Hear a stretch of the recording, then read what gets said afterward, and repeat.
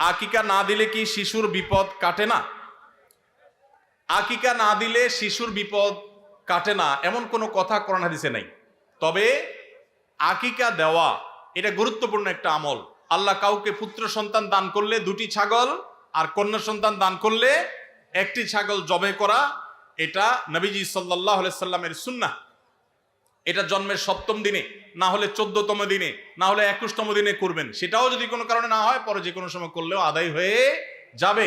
এমনকি কারো শিশু কারো যদি আকিকা দেওয়া না হয়, বড় হওয়ার পরে তার আকিকা দিলেও আদায় হয়ে যাবে।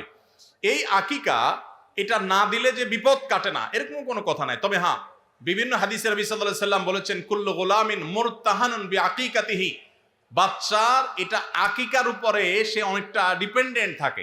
এই হাদিসের ব্যাখ্যা অনেক মুহাদ্দিসরা বলেছেন, আকিকা না দিলে, আকিকা দেওয়ার ফলে সে বিভিন্ন ক্ষয়ক্ষতি থেকে বেঁচে থাকতো। অনেকে বলেছেন শয়তানের কুমন্ত্রণা থেকে বেঁচে থাকে আকিকার মাধ্যমে, এটা থেকে সে আর বাঁচতে পারে না, ওই ক্ষতি তাকে স্পর্শ করার সম্ভাবনা থাকে।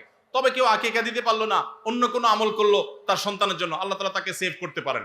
এমন কোনো কথা নাই যে আকিকা না দিলেই তার সন্তানের বিপদ কাটবে না। তবে আকিকা দেওয়া উচিত, এর মাধ্যমে সন্তান নানাভাবে উপকৃত হয়, নানাভাবে সেভ থাকে, নিরাপদে থাকে। আল্লাহ আমাদের যাদের সামর্থ্য দিচ্ছি তাদেরকে আমল করার তৌফিক দান করুন। আমাদের এই ভিডিওটি যদি আপনার ভালো লেগে থাকে তাহলে ভিডিওতে একটি লাইক দিতে পারেন এবং আপনার প্রিয়জনদের সাথে শেয়ার করতে পারেন, এবং এইরকম আরও ভিডিও পেতে আমাদের ইউটিউব চ্যানেলটি সাবস্ক্রাইব করে পাশে থাকা বেল আইকনটি অন করে দিন।